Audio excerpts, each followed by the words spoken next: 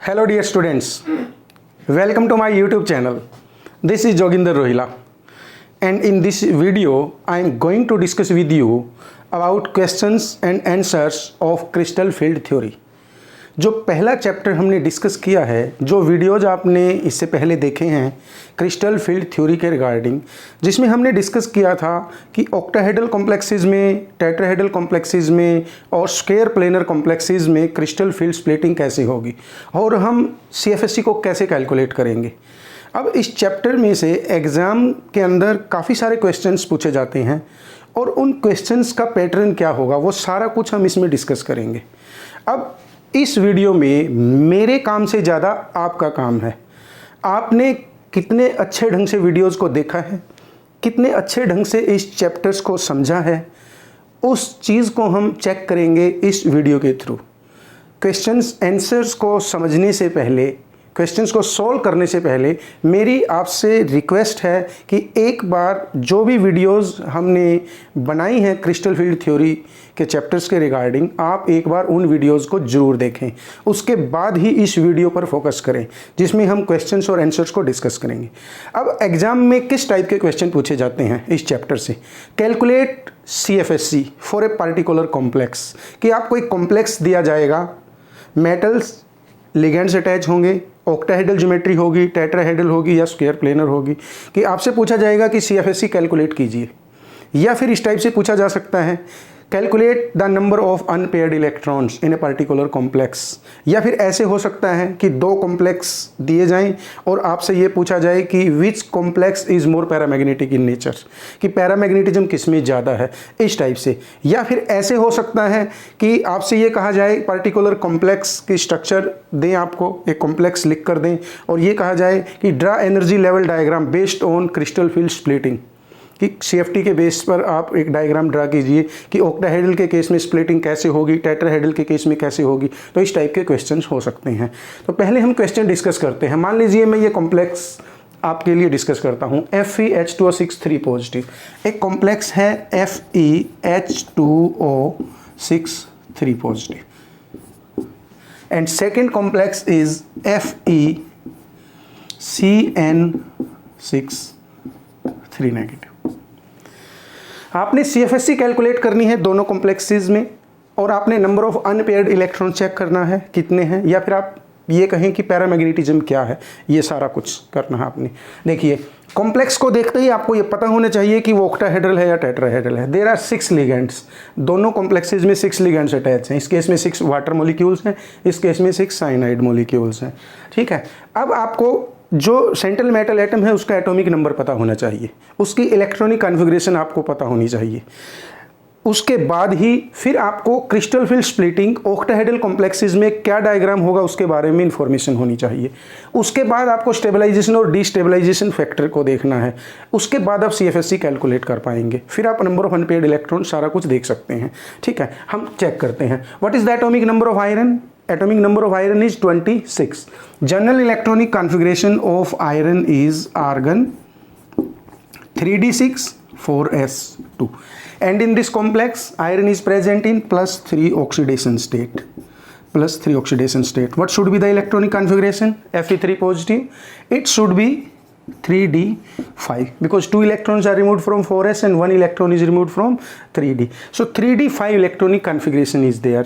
The last electrons, the electrons which are present in outermost subcell, 5 electrons are present. It is 3d5 electronic configuration, and in this case iron is again present in +3 oxidation state because overall charge is -3, so iron is having +3 oxidation state.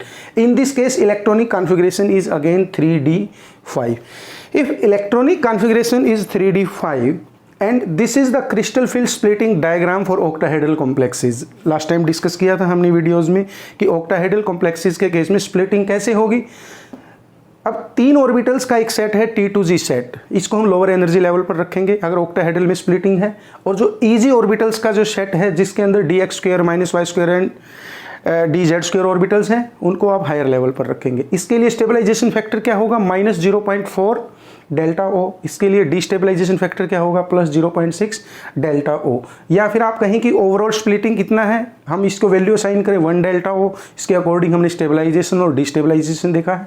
अगर आप इसको D Q की terms में calculate करना चाहते हैं तो ये वैल्यू आप रखेंगे यहाँ पर 10 डी क्यू, और फिर आप इसको बोल देंगे -4 डी क्यू, इसको बोल देंगे +6 डी क्यू। इसके अकॉर्डिंग भी आप कैलकुलेट कर सकते हैं। सिंपली पहले आप डेल्टा ओ के अकॉर्डिंग कैलकुलेट कीजिए।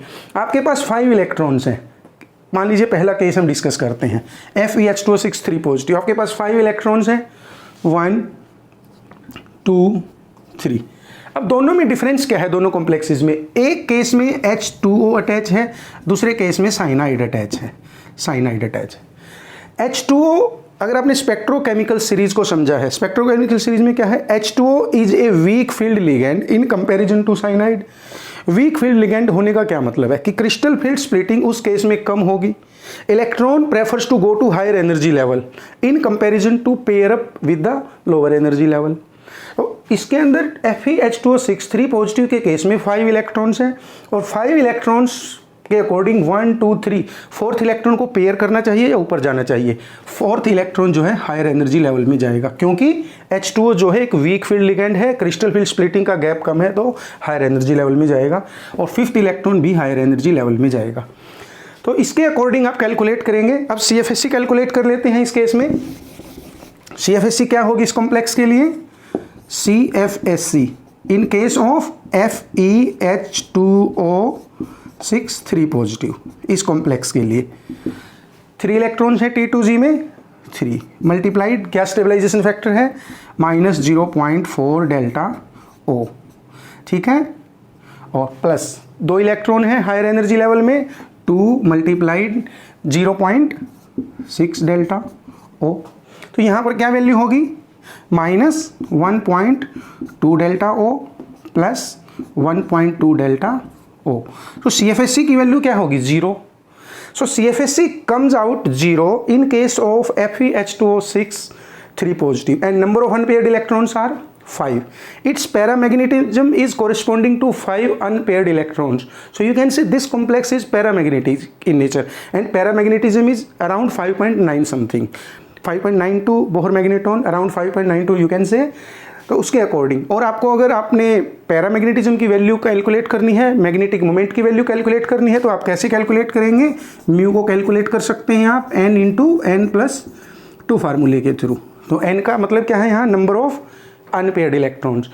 तो इस केस में नंबर ऑफ अनपेयर्ड इलेक्ट्रॉन्स कितने हैं, 5 अनपेयर्ड इलेक्ट्रॉन्स हैं। तो 5 अनपेयर्ड इलेक्ट्रॉन्स के अकॉर्डिंग आप यहाँ पर वैल्यू पुट करेंगे, n की जगह पर क्या लिखेंगे आप, यहाँ पे 5 लिखेंगे, 5 + 2। तो इसके अकॉर्डिंग आप वैल्यू कैलकुलेट कर लेंगे, 7 × 5 √35, और √35 के अकॉर्डिंग आप 5.92 वैल्यू कैलकुलेट। तो एग्जाम में जो क्वेश्चंस हो सकते हैं इस टाइप से कि मैग्नेटिक मोमेंट की वैल्यू भी आपसे पूछी जाए, अनपेयर्ड इलेक्ट्रॉन्स क्या होंगे वो पूछा जाए, या कंपैरिजन पूछा जाए, या CFSC कैलकुलेट करना पूछा जाए। तो आपने CFSC कैलकुलेट किया, 0 है, अनपेयर्ड इलेक्ट्रॉन्स की वैल्यू 5 है, पैरामैग्नेटिक कॉम्प्लेक्स है, मैग्नेटिक मोमेंट की वैल्यू 5.92 बोहर मैग्नेटॉन के आसपास है। अब हम दूसरा कॉम्प्लेक्स डिस्कस करते हैं। इससे जो सेकेंड कॉम्प्लेक्स है, जो इसके साथ हम इसका कंपेरिजन कर रहे हैं, that is FeCN6 3 negative. In this complex, iron is present in +3 oxidation state. It is having 3d5 electronic configuration. Now cyanide ion is attached. इन दोनों में डिफरेंस क्या है, इसमें साइनाइड आयन अटैच है, इस केस में H2 अटैच है।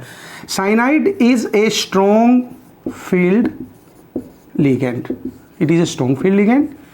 Strong field ligand होने का क्या मतलब है कि क्रिस्टल फील्ड स्प्लिटिंग का जो गैप है बहुत ज़्यादा है। क्रिस्टल फील्ड स्प्लिटिंग का गैप ज़्यादा है तो जो इलेक्ट्रॉन है वो प्रेफर्स करेंगे लोअर एनर्जी लेवल में पेयर करना, क्योंकि हायर एनर्जी लेवल पर जाने के लिए इलेक्ट्रॉन्स को ज़्यादा एनर्जी चाहिए, तो उसकी बजाय इलेक्ट्रॉन प्रेफर करेंगे स्टेबलाइज होना, लोअर एनर्जी लेवल में रहना। तो इसके पास भी 5 इलेक्ट्रॉन्स हैं, और 5 इलेक्ट्रॉन्स के अकॉर्डिंग इसका जो थर्ड के बाद फोर्थ इलेक्ट्रॉन है वो यही होगा, और फिफ्थ इलेक्ट्रॉन भी यही होगा। तो अब यहाँ पर आपके अनपेयर्ड इलेक्ट्रॉन्स इस केस में कितने हैं, इस केस में नंबर ऑफ अनपेयर्ड इलेक्ट्रॉन क्या है, 1, और इससे पहले के केस में नंबर ऑफ अनपेयर्ड इलेक्ट्रॉन्स क्या थे, 5। अगर अनपेयर्ड इलेक्ट्रॉन्स की बात करें तो नंबर ऑफ अनपेयर्ड इलेक्ट्रॉन्स इस केस में कम है, तो इसका मतलब है ये कम पैरामैग्नेटिक होगा, मैग्नेटिक मोमेंट 1 अनपेयर्ड इलेक्ट्रॉन के कोरस्पॉन्डिंग होगी। CFSC को कैलकुलेट कर लेते हैं इसके लिए। CFSC क्या होगी, all electrons are present in T2G level, Okay, 5 electrons are there, 5 multiplied by stabilization factor for particular electron minus 0.4 delta O. Okay, this value comes out to be minus 2.0 delta O, और dq की terms में calculate करेंगे तो minus 2.0 multiplied by 10 dq 20 dq हो जाएगा। तो आप CFSC ऐसे कैलकुलेट करेंगे। तो दोनों केसेस में आप CFSC कैलकुलेट करेंगे क्रिस्टल फील्ड स्प्लिटिंग डायग्राम के अकॉर्डिंग, स्टेबलाइजेशन फैक्टर के अकॉर्डिंग। अब आप कंपैरिजन करें दोनों कॉम्प्लेक्सेस में, पैरामैग्नेटिक कौन सा ज़्यादा है, ये वाला है, क्योंकि इसमें 5 अनपेयर्ड इलेक्ट्रॉन्स हैं, इस केस में 1 अनपेयर्ड इलेक्ट्रॉन है। मैग्नेटिक मोमेंट कैलकुलेट करेंगे under root n into n plus 2 के थ्रू, तो इस केस में क्या वैल्यू आएगी 5.92 बोहर मैग्नेटॉन। इस केस में एक ही अनपेयर्ड इलेक्ट्रॉन है तो वैल्यू क्या आएगी 1.7 के आसपास आएगी। तो आप इस टाइप से इनका कंपैरिजन कर सकते हैं कि इन दोनों कॉम्प्लेक्सेस में CFSC की वैल्यू क्या है, पैरामैग्नेटिज्म क्या है, और इसके अकॉर्डिंग और भी जो पैरामीटर्स पूछे जा सकते हैं। तो इस टाइप से आपने कैलकुलेट करना है। नेक्स्ट क्वेश्चन देख लेते हैं एक बार, कोई और कॉम्प्लेक्स डिस्कस करते हैं।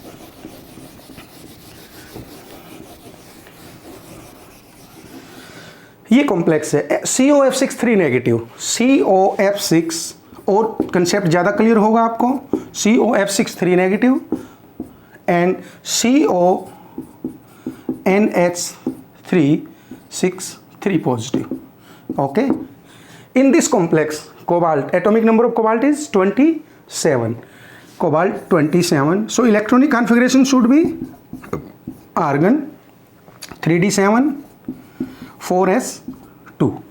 Oxidation state in this complex, cobalt is present in +3 oxidation state, so electronic configuration should be, after removal of 3 electrons from 3d7 4s2, it should be 3d6। तो 3d6 का केस है, इसका मतलब 3d में 6 electrons हैं, और इस case में भी कोबाल्ट +3 ऑक्सीडेशन स्टेट में है, तो ये भी 3d6 का केस है। डिफरेंस दोनों के केसेस में क्या है कि इस केस में अमोनिया अटैच है, इस केस में फ्लोराइड अटैच है, और दोनों के दोनों ऑक्टाहेड्रल कॉम्प्लेक्सेस हैं। जब 6 लिगेंड्स अटैच है तो ऑक्टाहेड्रल कॉम्प्लेक्स का केस है। तो इन दोनों की CFSC कैलकुलेट करनी है आपने, या अनपेयर्ड इलेक्ट्रॉन्स कैलकुलेट करने हैं इसके अंदर। तो 3d6 है। अब देखिए आप इस केस में हम पहले इसको डिस्कस करते हैं, COF6 3 नेगेटिव। तो ये क्या है, F negative. F negative is a weak field ligand, जैसे हमने इससे पहले वाले केस में वाटर के लिए कहा था, वीक फील्ड लिगेंड। ये एक वीक फील्ड लिगेंड है फ्लोराइड। वीक फील्ड लिगेंड होने का क्या मतलब है, जैसे ही वीक फील्ड लिगेंड होगा क्रिस्टल फील्ड स्प्लिटिंग गैप कम होगा, इलेक्ट्रॉन प्रेफर करेगा हायर एनर्जी लेवल में जाना, और जहां पर स्ट्रॉन्ग फील्ड लिगेंड होगा इलेक्ट्रॉन प्रेफर करेगा लोअर एनर्जी लेवल में रहना, पेयर करना। उसके अकॉर्डिंग आपने उसको कैलकुलेट कर देना है। अब आप ये कहेंगे कि इसके पास 6 इलेक्ट्रॉन्स हैं, और उन 6 इलेक्ट्रॉन्स को हम कैसे रखेंगे, 1 2 3 तीनों इलेक्ट्रॉन तो ऐसे ही आएंगे हुंस रूल के अकॉर्डिंग और बाउ प्रिंसिपल के according. 4th electron week field ligand देखना है आपने, अगर वीक फील्ड लिगेंड है तो इलेक्ट्रॉन हायर एनर्जी लेवल में जाएगा। 4th इलेक्ट्रॉन 5th इलेक्ट्रॉन, उसके बाद 6th इलेक्ट्रॉन कहाँ जाएगा, इसमें नहीं रहेगा, लोअर एनर्जी लेवल में जाएगा, क्योंकि अबाउ प्रिंसिपल के अकॉर्डिंग इलेक्ट्रॉन की कोशिश होगी स्टेबलाइज होने की, लोअर एनर्जी लेवल में पहले फिल होगा, उसके बाद वो वहाँ जाएगा। ठीक है, तो 6 इलेक्ट्रॉन्स को आपने ऐसे रखा। इस केस में अनपेयर्ड इलेक्ट्रॉन्स कितने हुए, 1 2 3 4। इस केस में मैं लिख देता हूँ 4 अनपेयर्ड इलेक्ट्रॉन्स हैं। और इस केस में CFSC की क्या वैल्यू आएगी, आप कैलकुलेट करेंगे CFSC की वैल्यू को। CFSC कैलकुलेट कर लेते हैं इस केस में। लोअर एनर्जी लेवल में कितने इलेक्ट्रॉन्स हैं, 4 मल्टीप्लाइड माइनस 0.4 डेल्टा O, देखते रहिए आप, स्टेबलाइजेशन फैक्टर -0.4 है, प्लस ऊपर 2 इलेक्ट्रॉन हैं, 2 मल्टीप्लाइड 0.6 डेल्टा O, तो क्या वैल्यू होगी, -1.6 delta O plus 1.2 delta O, value comes out to be -0.4 delta O। तो CFSC की वैल्यू COF6 3 नेगेटिव के केस में -0.4 है। नंबर ऑफ अनपेयर्ड इलेक्ट्रॉन्स 4 हैं, आप देख सकते हैं यहाँ पर। आपने मैग्नेटिक मोमेंट की वैल्यू कैलकुलेट करनी है, कर लीजिए, √n इंटू n प्लस 2 के अकॉर्डिंग जो भी वैल्यू आएगी वो उसका मैग्नेटिज्म होगा, मैग्नेटिक मोमेंट की वैल्यू होगी। अब इसके बाद ये केस डिस्कस कर लेते हैं, CONH3 3 positive, cobalt +3 oxidation state है, तो इलेक्ट्रॉनिक कॉन्फ़िगरेशन क्या होगी, जो अभी हमने लिखा है आर्गन 3d6 का केस है, आर्गन 3d6, इसका मतलब आउटर मोस्ट में इसके 3d में 6 इलेक्ट्रॉन्स प्रेजेंट हैं। अब डिफरेंस क्या है, यहाँ पर अमोनिया अटैच है। अमोनिया, अब इस केस में आपने थोड़ा सा याद रखना है, थोड़ा सा ध्यान देना है कि अमोनिया नॉर्मल कॉम्प्लेक्सेस में, बहुत सारे कॉम्प्लेक्सेस में वो एक वीक फील्ड लिगेंड का काम करता है ज़्यादातर केसेस में। बट कुछ एक स्पेशल केसेस हैं, like cobalt in +3 oxidation state. Cobalt in +3 oxidation state when combines with ammonia, ammonia is a basic neutral molecule and when it combines with ammonia there is a strong crystal field splitting. आप इसको ऐसे ये बोल सकते हैं कि एक exceptional case है कि कोबाल्ट 3, क्योंकि प्लस ऑक्सीडेशन स्टेट बढ़ने से भी क्रिस्टल फील्ड स्प्लिटिंग बढ़ती है, और अगर बेसिक नेचर बढ़ती है मॉलिक्यूल की, न्यूट्रल मॉलिक्यूल की, तो भी क्रिस्टल फील्ड स्प्लिटिंग बढ़ती है। मोस्ट ऑफ द केसेस में वो वीक फील्ड लिगेंड है। लेकिन इस टाइप के केस में कोबाल्ट 3 के साथ पार्टिकुलरली आप याद रखें, +3 cobalt in +3 oxidation state ammonia will act as a strong field ligand. Otherwise if ammonia combines with cobalt 2 positive in any case that will behave as a weak field ligand, क्योंकि दोनों का जो net effect है crystal field splitting बहुत ज़्यादा नहीं होगी, तो उस केस में वो वीक फील्ड लिगैंड की तरह बिहेव करेगा। लेकिन इस केस में आपने स्पेशली याद रखना है कि कोबाल्ट +3 के साथ अमोनिया जो एक स्ट्रॉन्ग फील्ड लिगैंड की तरह बिहेव करेगा। तो अमोनिया को आप इस केस में स्ट्रॉन्ग फील्ड लिगैंड बोल सकते हैं, स्ट्रॉन्ग फील्ड लिगैंड, ठीक है, strong field ligand when cobalt +3 is there. Okay, if cobalt is ammonia is strong field ligand, तो 3d6 के अकॉर्डिंग हम इलेक्ट्रॉन कैसे ऐड करेंगे? हमारे पास 6 इलेक्ट्रॉन्स हैं, तो इसका मतलब है 1 2 3 4th इलेक्ट्रॉन पेयर करेगा। स्ट्रॉन्ग फील्ड लिगैंड होने का क्या मतलब है कि crystal field splitting gap is large, electron prefers to pair up, lower energy level में रहेगा, तो 4th इलेक्ट्रॉन पेयर अप करेगा, 5th इलेक्ट्रॉन भी पेयर करेगा, 6th इलेक्ट्रॉन भी पेयर करेगा। तो 6 के 6 जो इलेक्ट्रॉन्स हैं वो लोअर एनर्जी लेवल में स्टे करेंगे T2Z में। अब इसके अकॉर्डिंग यहाँ पर अनपेयर्ड इलेक्ट्रॉन्स कहाँ हैं? अनपेयर्ड इलेक्ट्रॉन्स नहीं है सिस्टम में। If unpaired electrons are not there in the system, that system will be called, or that complex will be called a diamagnetic complex, because no paramagnetism is there, all electrons are paired in this case. So in this case unpaired electrons are 0, so paramagnetism is 0. This complex is diamagnetic, this complex is paramagnetic. Paramagnetism is corresponding to 4 unpaired electrons, and in this case CFSC value आप calculate कर सकते हैं आराम से। CFSC की value क्या होगी? 6 electrons are there in T2Z energy level, 6 multiplied minus 0.4 delta O, 0.4, it means minus 2.4 delta O। तो आप ये लिखेंगे minus 2.4 delta O, या आप ये कहेंगे, अगर DQ की टर्म्स में लिखना है आपने, आप कहेंगे minus 24 DQ। तो CFSC आप कैलकुलेट कर सकते हैं कॉम्प्लेक्सेस के लिए। आपको एटॉमिक नंबर पता होना चाहिए, उसकी ऑक्सीडेशन स्टेट के अकॉर्डिंग उसकी इलेक्ट्रॉनिक कॉन्फ़िगरेशन आपको पता हो, क्रिस्टल फील्ड स्प्लिटिंग का फैक्टर्स पता हो, तो आप CFSC कैलकुलेट कर सकते हैं, मैग्नेटिक मोमेंट कैलकुलेट कर सकते हैं। तो हमने ऑक्टाहेड्रल कॉम्प्लेक्सेस को हम पहले डिस्कस करते हैं। यहाँ लिस्ट में मैंने ऑक्टाहेड्रल और टेट्राहेड्रल दोनों टाइप के कॉम्प्लेक्सेस को रखा है आपके लिए। तो हम पहले ऑक्टाहेड्रल कॉम्प्लेक्सेस को डिस्कस करेंगे। जैसे इस केस में अब आप आराम से बता पाएंगे, मुझे लगता है कि इस कॉम्प्लेक्स के लिए अगर मैं CFSC कैलकुलेट करने के लिए कहूँ आपको, तो आप आराम से कर पाएंगे। NiCN6 2 नेगेटिव, NiCN6 2 नेगेटिव, और इस केस में है टाइटेनियम फ्लोराइड के साथ है, और यहाँ पर है आपका 3 नेगेटिव केस। निकल, एटॉमिक नंबर ऑफ निकल इज 328। इलेक्ट्रॉनिक कॉन्फ़िगरेशन ऑफ निकल क्या होनी चाहिए? आर्गन 3d8 4s2, ठीक है। और निकल इसमें किस ऑक्सीडेशन स्टेट में है आप देखिए जरा एक बार। Nickel, overall 2 negative charges there, 6 cyanides are there, 6 negative charges there. It means nickel is present in +4 oxidation state. If nickel is present in +4 oxidation state, निकल किस केस में है, किस स्टेट में है? +4 ऑक्सीडेशन स्टेट में है। और यहाँ पर क्या लिखेंगे फिर आप? अगर वो +4 ऑक्सीडेशन स्टेट में है तो वो क्या केस होगा? 3d6 का केस होगा, क्योंकि 2 इलेक्ट्रॉन्स 4s से निकाल देंगे, 2 इलेक्ट्रॉन्स यहाँ से निकाल देंगे, तो निकल 4 पॉजिटिव होगा, 3d6। कोई भी केस हो सकता है, निकल 2 पॉजिटिव होता है तो हम इसके अकॉर्डिंग 3d8 लिखते हैं इसको, तो निकल 4 पॉजिटिव है। अब यहाँ पर क्या है? Cyanide is a test, cyanide is a strong field ligand, cyanide is a strong field ligand, 3d6 is there, it means electronic arrangement will be like this 1 2 3 4 5 6। तो पहले वाले केस की तरह ही हुआ, तो इस केस में भी सेम होगा। और इस केस में CFSC की वैल्यू क्या कैलकुलेट होगी बता सकते हैं अब आप आराम से। 6 electron multiplied minus 0.4 delta O minus 2.4 delta O, तो आप पहले की तरह इसको भी कैलकुलेट कर सकते हैं, माइनस 2.4 डेल्टा O आएगा, आप कैलकुलेट करके देखिए, ठीक है। तो इस कॉम्प्लेक्स में इसका मतलब ये कॉम्प्लेक्स क्या है, ये कॉम्प्लेक्स डायमैग्नेटिक कॉम्प्लेक्स है, अनपेयर्ड इलेक्ट्रॉन 0 है, CFSE की वैल्यू ये है। अब आप कैलकुलेट करेंगे इससे नेक्स्ट कॉम्प्लेक्स के लिए। अब आपको बताना है मुझे कि टाइटेनियम जो है कौन सी ट्रांजिशन सीरीज का मेंबर है। Titanium is the member of first transition series, its atomic number is 22, atomic number of titanium is 22।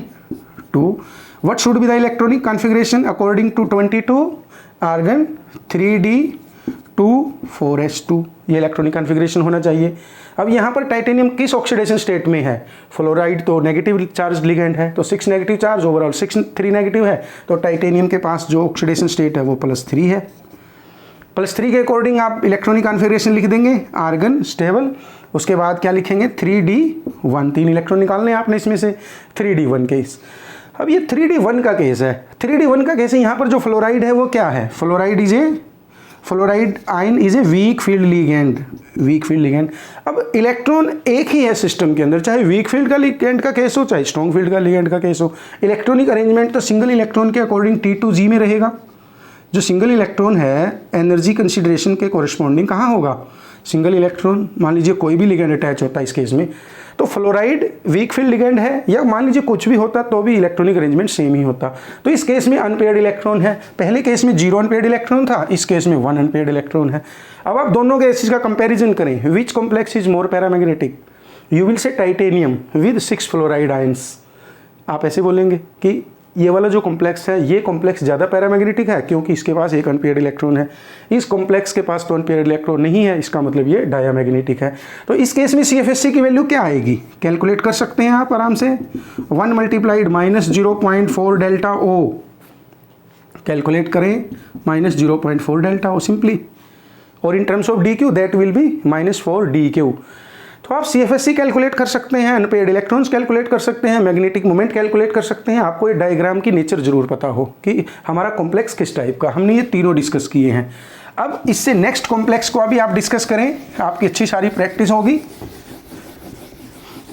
बिल्कुल ही सिंपल चैप्टर है, सिंपल कैलकुलेशन है, लेकिन आपने प्रैक्टिस जरूर करनी है, कैलकुलेशन एग्जैक्ट होनी चाहिए। नेक्स्ट कॉम्प्लेक्स हम डिस्कस करते हैं CrH2O6, और चार्ज कितना है इसके ऊपर, +3 ओवरऑल चार्ज। अब आप मुझे बताएंगे कि क्रोमियम का एटॉमिक नंबर क्या है। Chromium is the member of first transition series, its atomic number is 24, it's electronic configuration is 3d5 4s1। याद होगा आपको, एक्सेप्शनल केस है इसकी electronic configuration 3d5 4s1, argon 3d5 4s1, और क्रोमियम +3 ऑक्सीडेशन स्टेट में है। तो आप क्या कहेंगे, यहाँ पर इलेक्ट्रॉनिक कॉन्फ़िगरेशन क्या होगी, 3 इलेक्ट्रॉन निकाल देने आपने, एक यहाँ से निकाल देंगे, 2 इसमें से निकाल देंगे, तो इसका मतलब 3d3। तो ये 3d3 का केस होगा, क्रोमियम 3 पॉजिटिव। अब वाटर किस टाइप का लिगेंड है, वाटर वीक फील्ड लिगेंड है, water is a weak field ligand, H2O is a weak field ligand. और अगर मान लीजिए मैं आपसे पूछता हूँ कि अगर वीक फील्ड लिगेंड नहीं भी होता तो 3 इलेक्ट्रॉन का अरेंजमेंट तो T2G में ही रहेगा। 3 इलेक्ट्रॉन के लिए तो हमारे पास ऑप्शन ही नहीं है कि ऊपर जाए या नीचे रहे। अगर 3 इलेक्ट्रॉन हैं किसी सिस्टम में 1 2 3 तो यहीं रहेंगे। अब ये जो कॉम्प्लेक्स है पैरामैग्नेटिक है, paramagnetism is corresponding to 3 unpaired electrons. आप कैलकुलेट भी कर सकते हैं मैग्नेटिक मोमेंट को √n × n+2 के फार्मूले से। और CFSE अब आपने मुझे कैलकुलेट करके बताना है, बता पाएंगे आप, समझने की कोशिश कीजिए साथ के साथ। 3 मल्टीप्लाइड स्टेबलाइजेशन फैक्टर याद हो गया होगा अब आपको, -0.4 डेल्टा O, तो इसका मतलब क्या हुआ, -1.2 delta O। This is the CFSE in this case. CFSE calculate कर सकते हो आप आराम से। अब इसके बाद हम दूसरे कॉम्प्लेक्स स्टडी करेंगे, हमने ये कॉम्प्लेक्स भी स्टडी किया है। पहले हम ऑक्टाहेड्रल को ही कवर कर लेते हैं, टेट्राहेड्रल के केस को हम बाद में डिस्कस करेंगे। मान लीजिए D6 हाई स्पिन, क्वेश्चन इस टाइप से पूछा गया आपसे, ये भी टेट्राहेड्रल का केस है, मान लीजिए इसको भी मैं बाद में डिस्कस करूंगा।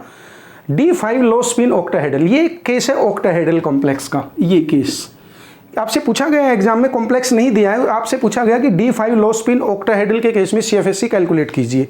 तो D5 आपको बता दिया गया है कि इलेक्ट्रॉनिक कॉन्फ़िगरेशन D5 है और जो लिगेंड अटैच है वो स्ट्रॉन्ग फील्ड लिगेंड है। इसका मतलब वो लो स्पिन का केस है, मतलब पैरामैग्नेटिज्म ज़्यादा नहीं है, पेयरिंग करानी है आपने इलेक्ट्रॉन की, और ऑक्टाहेड्रल है। ऑक्टाहेड्रल का डायग्राम तो ऐसे ही बनेगा। और D5 है, 5 इलेक्ट्रॉन है आपके पास, तो 5 इलेक्ट्रॉन को लो स्पिन के अकॉर्डिंग कहाँ रखेंगे आप? इसका मतलब है 1 2 3 लो स्पिन। यहां देखना आपने क्या लिखा है उसने, लो स्पिन। लो स्पिन का मतलब है स्ट्रॉन्ग फील्ड लिगेंड अटैच है, पैरामैग्नेटिज्म ज़्यादा नहीं है। तो पैरामैग्नेटिज्म ज़्यादा नहीं का मतलब अनपेयर्ड इलेक्ट्रॉन कम से कम। तो इसका मतलब है 4th इलेक्ट्रॉन कहाँ जाएगा? यहाँ पर रहेगा। 5th इलेक्ट्रॉन कहाँ होगा? यहाँ होगा। तो आपका जो D5 लो स्पिन का इलेक्ट्रॉनिक अरेंजमेंट है वो इसके अकॉर्डिंग होगा, सारे के सारे इलेक्ट्रॉन T2G में होंगे। अब यहाँ पर आप कैलकुलेट करेंगे CFSE की वैल्यू। CFSE की value 5 electron multiplied -0.4 delta O minus 2.0 delta O। अब आपको लगता होगा कि ये तो बड़ा ही आसान है। क्रिस्टल फील्ड स्प्लिटिंग या क्रिस्टल फील्ड थ्योरी की जो कंसेप्ट्स हैं, आप माइन्यूट से माइन्यूट चीज़ों को समझने की कोशिश कीजिए, उसके बाद आपको इसमें मज़ा आएगा। बिल्कुल इजी आपको लगेगा कि कैलकुलेशंस बहुत ज़्यादा इजी हैं। एग्जाम पॉइंट ऑफ व्यू से बिल्कुल मैथमेटिकल टाइप में बड़ा ही स्कोरिंग चैप्टर है ये, लेकिन आपको थोड़ा सा फोकस करना है कि स्टेबलाइजेशन में कोई गलती ना हो, आपसे पैरामीटर को ऐड करते हुए कोई दिक्कत ना आए आपको। तो आपने प्रैक्टिस करनी है CFSE कैलकुलेट करने की। तो 5 मल्टीप्लाइड बाई -0.4, इस तरह से आप इसको कैलकुलेट कर सकते हैं ऑक्टाहेड्रल के अकॉर्डिंग। ये आपने कैलकुलेट कर दिया। अब नेक्स्ट केस हम डिस्कस करते हैं, ये भी टेट्राहेड्रल का केस है। अब ये दोनों कॉम्प्लेक्सेस अगर आप प्रैक्टिस करने की कोशिश करें कि मैंगनीज के दोनों कॉम्प्लेक्स हैं, दोनों के दोनों ऑक्टाहेड्रल हैं। मैं यहाँ लिखता हूँ इसको, ये जैसे हमने फर्स्ट केस डिस्कस किया है उसी टाइप से हम डिस्कस करेंगे। ये क्वेश्चन बार बार एग्जाम में आता है और इस क्वेश्चन के अंदर आपने क्या करना होता है, ये है साइनाइड के साथ अटैच और ये कॉम्प्लेक्स आपका है 4 नेगेटिव के साथ। ये क्वेश्चन बार बार एग्जाम में पूछा जाता है। इसमें आपको ये भी पूछा जा सकता है कि एनर्जी लेवल डायग्राम ड्रा कीजिए दोनों केसेस में, अनपेयर्ड इलेक्ट्रॉन्स कैलकुलेट कीजिए, CFSE कैलकुलेट कीजिए, या फिर इन दोनों में से कौन सा कॉम्प्लेक्स पैरामैग्नेटिक ज़्यादा है। सारी चीज़ें हम वही बात डिस्कस कर रहे हैं बार बार। तो आपको सबसे पहले क्या चाहिए, दोनों के दोनों ऑक्टाहेड्रल के केस हैं, डायग्राम ऐसे बनेगा। आप सिंप्लीफाइड फॉर्म में डायग्राम ऐसे बना लीजिए जब भी आप CFSE कैलकुलेट करें। ऑक्टाहेड्रल के लिए T2G नीचे रखिए, EG ऊपर रखिए, ये चीज़ आपने ध्यान रखनी है। और जो स्टूडेंट्स अक्सर गलती करते हैं, जो एरर्स आती हैं एग्जाम के अंदर, तो वो इस टाइप की आती है कि हम एनर्जी लेवल डायग्राम रखते हैं और एनर्जी बार नहीं लगाते हैं, तो एनर्जी अपवर्ड डायरेक्शन में जाएगा। तो E को आप ऐसे रखेंगे और T2G पैरामीटर रखिए आप यहाँ पर, इस टाइप से लिखिए और उसके अकॉर्डिंग इलेक्ट्रॉनिक अरेंजमेंट दीजिए। अब कितने इलेक्ट्रॉन होंगे इसके अकॉर्डिंग, पहले मैं इसको ब्लैंक रखता हूँ, इस सिस्टम में क्या होगा इसके अकॉर्डिंग हम लिखेंगे, ठीक है। मैंगनीज का एटॉमिक नंबर आपको पता होगा, फर्स्ट ट्रांजिशन सीरीज का ही मेंबर है, ये भी 25 एटॉमिक नंबर है। जनरल इलेक्ट्रॉनिक कॉन्फ़िगरेशन क्या होनी चाहिए, आर्गन और 3d5 4s2। और इस केस में मैंगनीज किस ऑक्सीडेशन स्टेट में है, मैंगनीज 2 पॉजिटिव है, तो इलेक्ट्रॉनिक कॉन्फ़िगरेशन लिख देंगे आप 3d5, ठीक है। जब भी आप ऑक्सीडेशन स्टेट के अकॉर्डिंग इलेक्ट्रॉनिक कॉन्फ़िगरेशन लिखेंगे, सबसे पहले इलेक्ट्रॉन NS सब सेल के अंदर से निकालिए, उसके बाद N-1 के अंदर से निकालिए। जब भी आप ऑक्सीडेशन स्टेट के अकॉर्डिंग इलेक्ट्रॉनिक कॉन्फ़िगरेशन लिखें, ये आपने जरूर याद रखना है कि किसी केस में मान लिए 2 है तो आप ऐसा नहीं करेंगे कि 3D में से 2 इलेक्ट्रॉन निकाल देंगे, पहले 4s में से निकलेंगे उसके बाद 3D में से निकलेंगे, ठीक है। तो मैंगनीज 2 पॉजिटिव, 3d5 का केस है, तो 3d5 का केस है। अब आपने ये ध्यान रखना है कि H2O क्या है, H2O वीक फील्ड लिगेंड है। स्पेक्ट्रोकेमिकल सीरीज को दोबारा से देखिए, H2O is a weak field ligand. Weak field ligand है तो इसका मतलब है crystal field splitting gap is less, electron will prefer to go to higher energy level. So 5 electrons, put 5 electrons in this, 1 2 3, 3 electron रखे आपने। 4th electron कहाँ जाएगा, next higher energy level में जाएगा, 5th फिर हायर एनर्जी लेवल में जाएगा। तो इलेक्ट्रॉनिक अरेंजमेंट ये होगा। नंबर ऑफ अनपेयर्ड इलेक्ट्रॉन्स कितने हुए, 5, पैरामैग्नेटिज्म 5 के कोरस्पॉन्डिंग होगा, कैलकुलेट कर लेना आप। उसके बाद CFSE की वैल्यू कैलकुलेट करेंगे आप। मुझे लगता है आप बता भी सकते हैं कि जितना स्टेबलाइजेशन है उतना ही डिस्टेबलाइजेशन है, तो CFSE की वैल्यू तो 0 आएगी। तो CFSE की वैल्यू क्या होगी, 3 electron, 3 multiplied -0.4 delta O plus 2 electrons at higher energy level multiplied 0.6 delta O। तो वैल्यू कितनी आएगी, -1.2 delta O plus 1.2 delta O, it means 0। So इस केस में CFSE की वैल्यू 0 है, अनपेयर्ड इलेक्ट्रॉन्स 5 हैं और कॉम्प्लेक्स जो है हाईली पैरामैग्नेटिक है, क्योंकि 5 अनपेयर्ड इलेक्ट्रॉन्स हैं तो हाईली पैरामैग्नेटिक हुआ। अब हम इसका कंपैरिजन करते हैं नेक्स्ट कॉम्प्लेक्स के साथ। मैग्नीज का साइनाइड के साथ कॉम्प्लेक्स है। अब इस केस में आपने मैग्नीज की ऑक्सीडेशन नंबर बताना है। मैग्नीज का ऑक्सीडेशन नंबर कितना है इस केस में? ओवरऑल 4 नेगेटिव चार्ज है, 6 नेगेटिव के बावजूद भी, तो इसका मतलब है मैग्नीज 2 पॉजिटिव ऑक्सीडेशन स्टेट में है। तो दोनों की केस में सेम ही हुआ, तो इसका मतलब क्या हुआ? Argon 3d5। 3d5 4s2 होता है मैग्नीज का एटॉमिक नंबर के according electronic configuration. Manganese 2 positive case है 3d5 का, तो सेम ही हुआ। लेकिन डिफरेंस क्या है? ये भी ऑक्टाहेड्रल कॉम्प्लेक्स है, वो भी ऑक्टाहेड्रल कॉम्प्लेक्स था। डिफरेंस मेन इसमें साइनाइड अटैच है, इस केस में वाटर अटैच था। अब साइनाइड क्या है? Strong field ligand. Strong field ligand, cyanide is a strong field ligand. Strong field ligand का मतलब क्या होगा? दिमाग में बैठा लीजिए इस बात को कि स्ट्रॉन्ग फील्ड लिगैंड का मतलब है electron prefers to stay at lower energy level, that will prefer to pair up rather than to go to higher energy level. Okay, so 5 electrons को हम कैसे रखेंगे? 1 2 3, 4th electron will prefer to pair up, 5th electron will prefer to pair up. It will not go to higher energy level. So electronic arrangement will be like this. All 5 electrons are present in T2Z. Number of unpaired electrons will be 1. तो देख सकते हैं आप दोनों cases में paramagnetic कौन सा ज़्यादा है? ये वाला कॉम्प्लेक्स ज़्यादा है। ये पैरामैग्नेटिक है लेकिन इसके कॉरस्पॉन्डिंग कम पैरामैग्नेटिक है। इसकी पैरामैग्नेटिज्म 1 अनपेयर्ड इलेक्ट्रॉन के कॉरस्पॉन्डिंग है, इसकी 5 अनपेयर्ड इलेक्ट्रॉन्स के कॉरस्पॉन्डिंग है। तो आप इस केस में CFSE कैलकुलेट करेंगे। CFSE बिल्कुल इजी है कैलकुलेट करना इसके लिए। CFSE सारे के सारे इलेक्ट्रॉन तो T2Z में है, तो 5 इलेक्ट्रॉन है आपके पास। 5 multiplied -0.4 delta O, value comes out to be -2.0 delta O। तो आपने कंपैरिजन किया। इस टाइप के क्वेश्चंस एग्जाम में जरूर आते हैं, या आप इन एग्जाम्स की बात करें, आप इससे हायर एग्जाम्स की बात करें, नेट के लिए, गेट के लिए, या कोई और आप इस टाइप का एग्जाम देते हैं जिसमें ग्रेजुएशन से रिलेटेड क्वेश्चन पूछे जाते हैं, तो वहाँ पर भी पैरामैग्नेटिक क्या है, अनपेयर्ड इलेक्ट्रॉन्स कितना है, इस टाइप के क्वेश्चन जरूर पूछे जाते हैं क्रिस्टल फील्ड थ्योरी में से। अभी हमने सिर्फ बात की ऑक्टाहेड्रल कॉम्प्लेक्सेस की, अभी हम बात करेंगे टेट्राहेड्रल कॉम्प्लेक्सेस में CFSE कैसे कैलकुलेट करेंगे। अब टेट्राहेड्रल ऑक्टाहेड्रल कॉम्प्लेक्सेस का तो डायग्राम ये है, ये भी हमने डिस्कस कर लिया है। अब हम टेट्राहेड्रल के केस डिस्कस करेंगे। अगर हम टेट्राहेड्रल का केस डिस्कस करते हैं तो डिफरेंस क्या है टेट्राहेड्रल के केस में डायग्राम में? वहाँ पर जो ई सेट ऑफ ऑर्बिटल्स है वो लोअर एनर्जी लेवल पे है, उसको हम ई बोलते हैं, और जो हायर एनर्जी लेवल पे है वो सेट क्या है? T2 सेट है, उसे हम T2 बोलते हैं। और दोनों के बीच में अगर हम क्रिस्टल फील्ड के अकॉर्डिंग जो स्प्लिटिंग है उसको हम लिखें तो क्या लिखेंगे हम? 1 डेल्टा टी लिखते हैं। और यहाँ के लिए मुझे बताइए आप, अगर हम एवरेज एनर्जी सिस्टम की सेम रखते हैं तो आप मुझे बताएंगे कि ये जो है यहाँ पर जो स्टेबलाइजेशन फैक्टर है वो क्या होगा? -0.6 डेल्टा टी होगा। देखा है आपने वीडियो टेट्राहेड्रल कॉम्प्लेक्सेस की स्प्लिटिंग हमने कैसे की थी। इस केस में डिस्टेबलाइजेशन फैक्टर क्या होगा? +0.4 डेल्टा टी। तो ये डिफरेंस आपको समझना है कि जब टेट्राहेड्रल कॉम्प्लेक्स के लिए CFSE कैलकुलेट करनी है तो आपका डायग्राम ऐसा होना चाहिए। जब ऑक्टाहेड्रल के लिए करना है तो इससे पहले जो हमने किया था T2Z नीचे रखा था, EG ऊपर रखा था, उसके अकॉर्डिंग होना चाहिए। और स्टेबलाइजेशन फैक्टर भी आपको क्लियर होनी चाहिए, तभी आप कैलकुलेट कर पाएंगे। अब हम कोई भी कॉम्प्लेक्स लेते हैं, मान लीजिए हम ये कॉम्प्लेक्स डिस्कस करें, हम इन दोनों कॉम्प्लेक्सेस को डिस्कस करते हैं। COCl4 2 negative, and this complex is FeCl4 2 negative. Okay, in this case cobalt 27, cobalt को डिस्कस किया था हमने 27, it means argon 3d7 4s2। और इस केस में कोबाल्ट किस ऑक्सीडेशन स्टेट में है? +2 ऑक्सीडेशन स्टेट में है, तो इलेक्ट्रॉनिक कॉन्फ़िगरेशन क्या लिखेंगे? 3d7। Okay, chloride halide ion है, is a weak field ligand. अब आपने एक चीज़ और ध्यान रखनी है कि टेट्राहेड्रल कॉम्प्लेक्सेस के केस में आपने ये देखना ही नहीं है कि वीक फील्ड लिगेंड है या स्ट्रॉन्ग फील्ड लिगेंड है।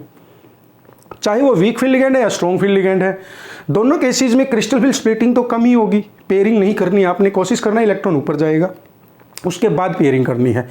तो हमने ये क्वेश्चन भी डिस्कस किया था कि why crystal field splitting in case of tetrahedral complexes are always less than octahedral complexes. क्या रीजन दिया था हमने? टेट्राहेड्रल कॉम्प्लेक्सेस के केस में 4 लिगेंड्स होते हैं, ऑक्टाहेड्रल के केस में 6 लिगेंड्स होते हैं, और टेट्राहेड्रल के केस में कोई भी फेस टू फेस इंटरेक्शन नहीं है लिगेंड्स के ऑर्बिटल्स के साथ, लेकिन ऑक्टाहेड्रल के केस में थी। तो इस बेस पे हम बोलते हैं कि क्रिस्टल फील्ड स्प्लिटिंग कम होगी। इसलिए जो कॉम्प्लेक्सेस हैं, चाहे वो वीक फील्ड लिगेंड के साथ है या स्ट्रॉन्ग फील्ड लिगेंड्स के साथ हैं, वो सारे के सारे कॉम्प्लेक्सेस जो है हाई स्पिन कॉम्प्लेक्सेस हैं कि पैरामैग्नेटिज्म के चांसेस हैं वहाँ पर। तो आपने यहाँ पर वीक फील्ड लिगेंड क्लोराइड, इसके अकॉर्डिंग आप इलेक्ट्रॉन्स रखिए। अब आप इसमें 1 first electron, second electron, third electron will go to higher energy level, third higher, fourth higher, fifth higher, sixth electron कहाँ जाएगा? यहाँ पर जाएगा, और सेवन्थ इलेक्ट्रॉन कहाँ जाएगा? यहाँ जाएगा। तो इलेक्ट्रॉनिक अरेंजमेंट ये होगा D7 के अकॉर्डिंग टेट्राहेड्रल के केस में। अब अनपेयर्ड इलेक्ट्रॉन्स कितने हैं आप देख सकते हैं? 1 2 3, 3 अनपेयर्ड इलेक्ट्रॉन्स हैं, 3 अनपेयर्ड इलेक्ट्रॉन्स हैं। CFSE की वैल्यू कैलकुलेट करेंगे अब आप मेरे साथ। CFSE in case of this complex कैसे कैलकुलेट करना है अब आपने देख लीजिए। 4 इलेक्ट्रॉन्स हैं यहाँ पर लोअर एनर्जी लेवल में, 4 मल्टीप्लाइड किससे मल्टीप्लाई करना है? -0.6 डेल्टा T से, प्लस यहाँ पर कितने इलेक्ट्रॉन है? 3, किससे मल्टीप्लाई करना है? +0.4 डेल्टा T से। ठीक है, कैसे कैलकुलेट करेंगे? 6 multiplied -0.6, 4 multiplied 0.6, 2.4 delta T plus 1.2 delta T, it comes out to be -1.2 delta T। और एग्जाम में कई बार क्वेश्चन इस टाइप से पूछा जा सकता है कि टेट्राहेड्रल के केसेस में CFSE DQ की टर्म्स में कैलकुलेट कीजिए। फिर क्या करना है यहाँ पर आपने ध्यान देना है, जरूर से जरूर ध्यान देना है। अब आपने 10 DQ से मल्टीप्लाई नहीं कर देना है, गलती कर बैठेंगे आप। आपने क्या करना है? डेल्टा T टेट्राहेड्रल के केसेस में स्पेशली ये जो फैक्टर है ये 10 DQ के इक्वल नहीं है, ये है, आप इसको ऐसे भी लिख सकते थे 4.45 DQ। ये भी हमने चेक किया था कि टेट्राहेड्रल की स्प्लिटिंग जो है ऑक्टाहेड्रल के कंपैरिजन में 4/9 होती है, 4/9 ऑफ डेल्टा O। तो इसका मतलब है आपको अगर मल्टीप्लाई करना है DQ की टर्म्स में कैलकुलेट करना है तो इस फैक्टर से करना है, 4.45 से, तभी आप कैलकुलेट कर पाएंगे। अदरवाइज आप डेल्टा T में कैलकुलेट कीजिए CFSE को। तो इस केस में आपने CFSE ऐसे कैलकुलेट किया। अब हम इससे दूसरा कॉम्प्लेक्स लेते हैं, ये वाला जो कॉम्प्लेक्स है आयरन। आयरन का एटॉमिक नंबर बता देंगे आप मुझे फटाफट? 26, 3d6 4s2, okay. Argon 3d6 4s2 electronic configuration. In this complex iron is present in +2 oxidation state, overall 2 negative, -4 +2 oxidation state. So electronic configuration will be 3d6। 3d6 का case है। अब chloride attach है, यहाँ भी chloride attach है, तो chloride week field ligand है basically. तो इसके अकॉर्डिंग जब हम 6 इलेक्ट्रॉन्स को फिल करेंगे, अब आप इसके अकॉर्डिंग देखें कि टेट्राहेड्रल के केस में 6 इलेक्ट्रॉन्स आपने डालने हैं, तो कैसे डालेंगे आप? 1 2 थर्ड इलेक्ट्रॉन, टेट्राहेड्रल के केस में आपने सोचना ही नहीं है, सीधा से ऊपर एनर्जी लेवल पर लेके जाएंगे। 1 2 3 4 5 और फिर यहाँ पर 6। तो इस केस में अनपेयर्ड इलेक्ट्रॉन्स कितना है? 1 2 3 1 2 3 3 एंड 4, टोटल 4 है। तो इस केस में अनपेयर्ड इलेक्ट्रॉन्स 4 है। इसका मतलब ये कॉम्प्लेक्स तो इसके कंपैरिजन में ज़्यादा पैरामैग्नेटिक है। ठीक है, अब इस केस में कैलकुलेट करेंगे CFSE, सेम उसी मेथड से करना है आपने। CFSE को कैलकुलेट कर देना है यहाँ पर 3 electron multiplied -0.6 delta T plus 3 electron multiplied 0.4 delta T। Okay, ये स्टेबलाइजेशन फैक्टर इसके लिए है, वो डिस्टेबलाइजेशन फैक्टर इसके लिए है। तो मल्टीप्लाई करेंगे 1.8 delta T plus 1.2 delta T। Value comes out to be, ये माइनस में है, -0.6 डेल्टा T। तो -0.6 डेल्टा T की टर्म्स में आपकी CFSE कैलकुलेट होगी। तो आपने कंपैरिजन किया दोनों कॉम्प्लेक्सेस के केस में कि किस में अनपेयर्ड इलेक्ट्रॉन ज़्यादा है, किस में कम है, किसकी CFSE कितनी है, ये आपने पता लगाया। तो इस टाइप से आपको टेट्राहेड्रल कॉम्प्लेक्स का डायग्राम क्लियर होना चाहिए। उसके बाद ही आप CFSE कैलकुलेट करेंगे, अनपेयर्ड इलेक्ट्रॉन कैलकुलेट करेंगे, या फार्मूले के अकॉर्डिंग मैग्नेटिक मोमेंट भी कैलकुलेट करेंगे। ठीक है, अब इससे और केसेस डिस्कस करते हैं जो एग्जाम में इस टाइप से भी आ सकते हैं। हमने ये भी डिस्कस कर लिया है, ये डिस्कस किया है, हमने ये कर चुके हैं हम। अब देखिए एक केस है D6 हाई स्पिन टेट्राहेड्रल। इस केस को देखकर आपको क्या लगता है कि इलेक्ट्रॉनिक अरेंजमेंट D6 है, हाई स्पिन है, पहले ही बता दिया है। इसका मतलब है कोशिश रहेगी पैरामैग्नेटिज्म की, अनपेड इलेक्ट्रॉन ज़्यादा से ज़्यादा होंगे। और टेट्राहेड्रल है, अगर टेट्राहेड्रल है तो इलेक्ट्रॉनिक अरेंजमेंट हमें समझ में आ जाता है कि हम नीचे नहीं रखेंगे, इलेक्ट्रॉन को हायर एनर्जी लेवल पर लेकर जाएंगे। तो टेट्राहेड्रल का डायग्राम ये है। अब आपके पास कितने इलेक्ट्रॉन हैं? सेम जैसे पहले किया आपने, समझना है। D6 का केस है, जैसे इस केस में भी यही था, 1 2 3 4 5 एंड 6, वही तो हुआ जो पहले केसेस में था। लेकिन हो सकता है कि एग्जाम में इस टाइप से आपसे पूछा जाए कि सीधा ये दे दिया जाए कि D6 है, हाई स्पिन है, या कुछ भी लिख सकते हैं। मान लीजिए किसी केस में ये पूछ लिया आपसे D3 लो स्पिन ऑक्टाहेड्रल, आपने इसके अकॉर्डिंग कैलकुलेट करना है। D8 आपसे कह दिया हाई स्पिन टेट्राहेड्रल, ये कह दिया, तो इसके अकॉर्डिंग तो फिर आपको सारा कुछ बताया गया है। आपको ये ध्यान ही नहीं रखना कि लिगेंड कौन सा अटैच है और ज्योमेट्री क्या है। ज्योमेट्री है बता रखी है, इसके अकॉर्डिंग कैलकुलेट कर दीजिए, डायग्राम बनाइए। तो डियर स्टूडेंट्स, आप CFSC कैलकुलेट कर सकते हैं डायग्राम के अकॉर्डिंग। बिल्कुल सिंपल एग्जाम्स में क्वेश्चन जो हैं बिल्कुल सिंपल आते हैं। आपको पैरामीटर्स अच्छी तरह से क्लियर होने चाहिए। तो मेरी कोशिश ये है आपको कहने की कि आप क्वेश्चंस आंसर पर जाने से पहले एक बार जो भी वीडियोज़ हमने डिस्कस किया है, जो टॉपिक्स, सारे टॉपिक्स को आप एक बार देखिए, समझने की कोशिश कीजिए, अपने हाथ से कैलकुलेट करने की कोशिश कीजिए, फिर क्वेश्चंस आंसर को डिस्कस कीजिए। और इसके अलावा कुछ एक जनरल क्वेश्चंस, अगर आप वीडियो को ध्यान से देखेंगे तो बहुत सारे क्वेश्चंस के जवाब आपको वहाँ मिलेंगे। कि जैसे factors affecting the crystal field splitting, what is the magnitude of crystal field splitting, which are the factors, जो हमने पहले डिस्कस किए थे। इस टाइप के क्वेश्चन हो सकते हैं। या ये हो सकता है कि टेट्राहेड्रल कॉम्प्लेक्सेस हाई स्पिन क्यों होते हैं, या ये हो सकता है कि क्रिस्टल फील्ड स्प्लिटिंग कम क्यों होती है टेट्राहेड्रल के कॉम्प्लेक्सेस के केस में। या क्वेश्चन ये हो सकता है कि डायग्राम आप बना के दिखाइए, ऑक्टाहेड्रल की स्प्लिटिंग का बनाइए। या कई बार स्क्वायर प्लेनर कॉम्प्लेक्सेस के रिगार्डिंग डायग्राम वाला क्वेश्चन आता है एग्जाम में अक्सर। तो इस टाइप की चीज़ें आपके एग्जाम में आती हैं। तो आप इसकी प्रैक्टिस कीजिए। फिर भी नहीं समझ में आता, कुछ भी करना आपने डिस्कस, तो प्लीज़ कमेंट बॉक्स में ज़रूर लिखिए। क्रिस्टल फील्ड थ्योरी के रिगार्डिंग आपको कोई प्रॉब्लम नहीं आनी चाहिए। कोई भी इश्यू आता है तो आप प्लीज़ कमेंट बॉक्स में लिखिए। I will be ready for you all the time, I will be ready. हम नेक्स्ट वीडियो में उन प्रॉब्लम्स को डिस्कस करेंगे आपके लिए। Please try to watch the video very carefully. Try to focus on very minute basic concept of crystal field theory and practice yourself. अपने आप practice करते रहिए, ठीक है। क्रिस्टल फील्ड थ्योरी का जो फर्स्ट चैप्टर है, जिसमें क्रिस्टल फील्ड थ्योरी ही मेन टॉपिक रहेगा मतलब, और इसका जो चैप्टर का नाम है metal ligand bonding in transition metal complexes, वो हमने डिस्कस किया है कम्प्लीटली। इसके लिए टोटल 9 वीडियोज़ हैं हमारे पास। 8 वीडियोज़ में हमने चैप्टर को डिस्कस किया है, और लास्ट वीडियो जो आज मैं आपके सामने रख रहा हूँ क्वेश्चन आंसर्स के लिए, तो ये 9th वीडियो है। तो टोटल 9 वीडियो में हमने क्रिस्टल फील्ड थ्योरी यानी कि फर्स्ट चैप्टर को कवर किया है। इससे नेक्स्ट वीडियो में मैं आपके लिए लेकर आऊँगा इससे नेक्स्ट चैप्टर, जिसमें हम थर्मोडायनेमिक और काइनेटिक एस्पेक्ट्स को डिस्कस करेंगे मेटल लिगेंड ट्रांजिशन मेटल्स के कॉम्प्लेक्सेस के रिगार्डिंग, ठीक है। तो आपको अगर ये वीडियो अच्छा लगा है, आप लाइक करते हैं इसे, तो अपने फ्रेंड्स के साथ ज़रूर शेयर कीजिए। चैनल को सब्सक्राइब कीजिए। अगर कोई प्रॉब्लम है, कोई क्वेरी है, तो प्लीज़ कमेंट बॉक्स में डालिए। Best wishes from my side. Thank you very much. Stay healthy.